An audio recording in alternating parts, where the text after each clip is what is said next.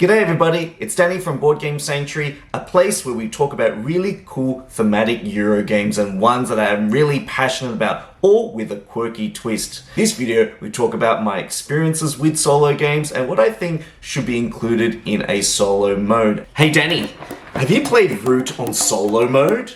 Wait, what? Root has a solo mode? Well, it's a homebrew actually. I can never seem to find enough people to get this game to the table, so I kind of play as every faction. One day it'll happen.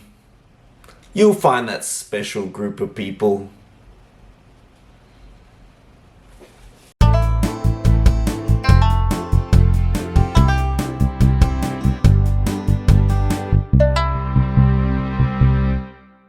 When I initially entered the hobby, playing board games to me was always viewed through a very social lens, one where I've kind of used board gaming as a way to connect with friends, connect with others, maybe meet new people, and have this and foster this really cool new experience. I guess I'm quite a shy extrovert when it comes to describing my personality, and over time, as I've cultivated my collection of midweight to heavy Euro games, I've discovered that not everyone is really into those really heavy Euro games where there's a lot of rules and a lot of mechanics that kind of interweave together, and that shared joy of tinkering with a brand new Euro game is something that can be a bit off-putting for some of my friends, family members, and people who might find it a little bit daunting. And so I guess more recently, as I've become more specific about my taste in gaming, I've really discovered that playing games solo is actually quite a valuable experience. And solo games really, to me, initially felt quite antisocial. I couldn't really see the social value of playing a game solo because I'm like, well, if you're playing on your own, you're not really kind of getting that social experience that you would normally get if you played at a multiplayer level. I wanted to play a game by myself. Why bother setting up a really big board when I could just go onto a computer or an app and play something that's already pre-set up for me? When you play a game solo, there isn't that really interesting level of play interaction because the solo play is often either a deck of predefined cards, or there is just a series of abstract objectives that you have to kind of vie for, or a point score that you have to try and surpass. I didn't really see how that was actually a very gratifying experience. That lack of player-to-player and real-time interaction was something that kind of deterred me from trying a game in solo mode. You know, is the additional upkeep of, moving your pieces and taking your turn and thinking about the actions that you're going to take now and 2 steps from now, but then also considering what the AI player or the bot player was going to do. Where are they going to fill up? Flipping a card, what is that going to mean? And how many actions do I need to take to move these resources to fill up the spaces and slide all the cards along, and then try and get that bot player to do its bot things properly, and then also consider what I'm going to do. That kind of split mind effect of having to do all these kind of account keeping just to actually play the game was something that I thought in my brain, you know what, this is not something I'm going to enjoy. The idea that you're playing through a deck of cards, you can kind of semi-predict how the other player is going to play. If it is just an abstract objective or level that you have to try and reach, that level of predictability of what you need to invest in to amplify your points to then get to the next step, to then try and get, to 100 points to beat the arbitrary value in the end of the rulebook because it is a solo mode, just was something that didn't really engage me. In more recent times, I've found that there are a lot of games that I've acquired into my collection that require a massive amount of time invested in terms of learning how to play. I guess the speed at which that I probably purchase games and add them to my collection is probably quite fast for a lot of people that I know. And so then I just realized that maybe I'm so deep into this hobby that I'm kind of in my own little speedboat going so fast ahead that anyone who's kind of trying to get on board or that I'm trying to share these really cool experiences with are really simply getting left behind. And to me, that's just not where I want to go in this hobby. Like, I obviously want to play board games because I want to share a really cool experience with someone, and I get to do that still. But then I also have to appreciate that, my mind really loves it when I get to dive into something cool and different and new. And I think a lot of what was holding me back from being able to do that was trying to find people to actually play board games with. And so then I started looking through my collection, and I was looking through different games that I hadn't played, and I was looking at the solo section, and I started to wonder what solo modes were like, and I've often avoided them. And I think that was a huge misstep in not only, I guess, the way I'd framed my approach to board gaming, but actually gaming in general. That solo board gaming is actually really cool. Solo board game is has given me an insight into playing a game from a different point of view. Now, one really cool thing about solo gaming is that you actually get endless amounts of time to just meander and try and test out the rules for a game. In fact, by playing a game solo, I really appreciated the fact that I can learn from my own mistakes and not have the pressure of someone sitting there going, what does that rule mean? What does this actual configuration actually do? With the solo mode, I can just sit and ponder for as long as I like and go through every avenue or every branch of decision making that I want to do without the added social pressure. I found that playing a game in solo mode has enhanced my ability to teach the game to other people. I've realized that I've been able to play a game on solo mode 5 times, and then as soon as I introduce it to a new player, the teach becomes a lot more smoother because the rules are kind of infused in my veins. And with solo mode, I've had a lot of time to reflect on where I fit into this hobby. This hobby is so big, yet it is so niche. I've really felt that being able to buy a game with the intent of playing it on my own has led to just some self-growth, self-improvement, but also giving me that freedom to just try different strategies. It's like, wow, I played this game on solo mode, maybe I'll try this approach, maybe go heavy on this particular strategy to see if I can better my own score. I've come to a realization that bettering your own score is actually quite a valuable thing to go for. You know, I got 40 points in this game recently, I'll show you. Woodcraft, I got 40 points on solo mode because I didn't invest enough in the reputation track, and I didn't kind of consider that any unfulfilled orders that you have in this game kind of penalize you. You know, that urge to and motivation to just want to better the way I approach a game and approach how I play the game and solve the game and approach the puzzle is something that really motivates me to want to continue playing it solo.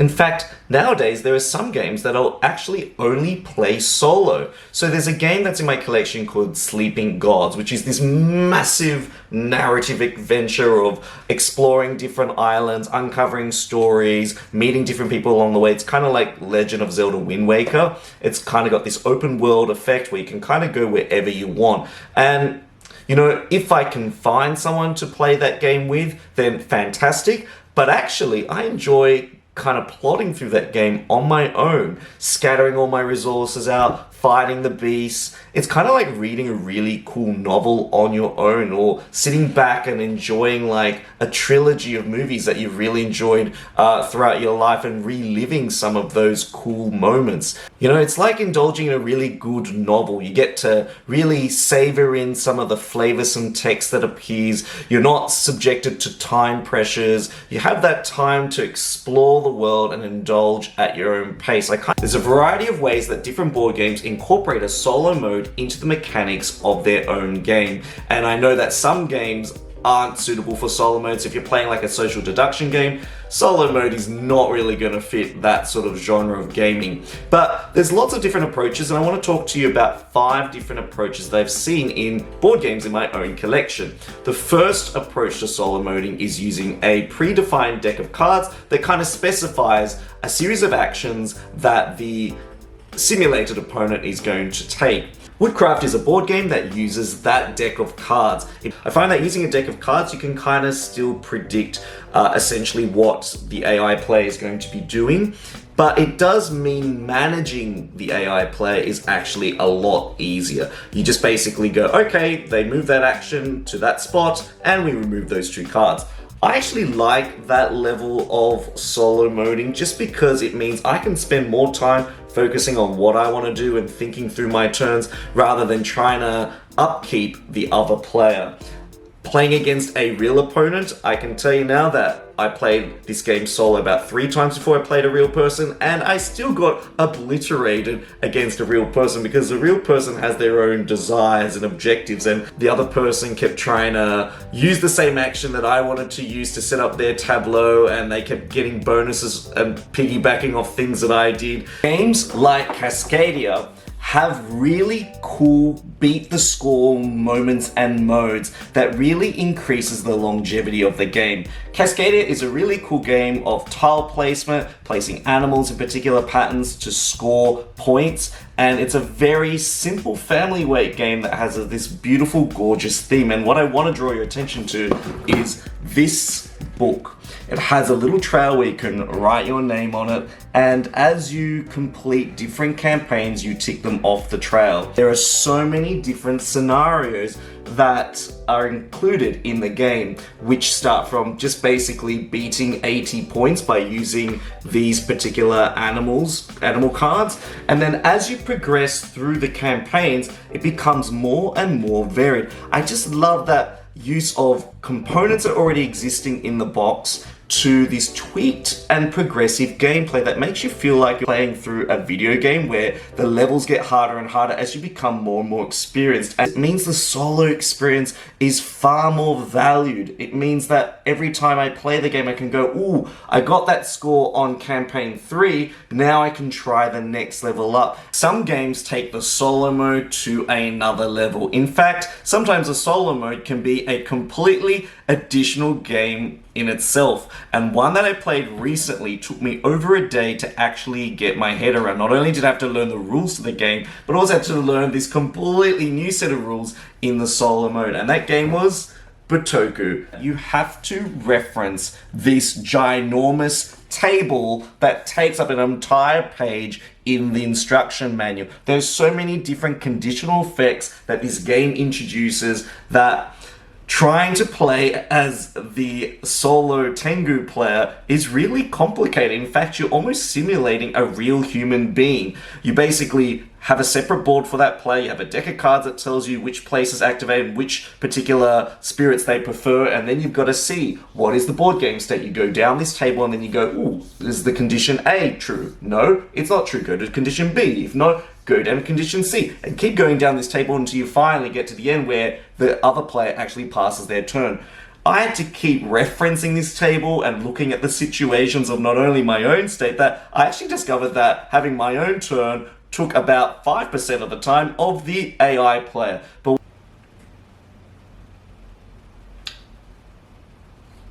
Danny, can you take your turn already? We're playing this game solo, for goodness sakes. So when it comes to designing a solo mode, what sort of key things do I think are essential to a good solo mode? And there are 3 main things. The first of all is that it needs to be simple. The less time that I'm dabbling in the AI player's turn, the more time I can dabble in my own turn and think about my own choices in the game.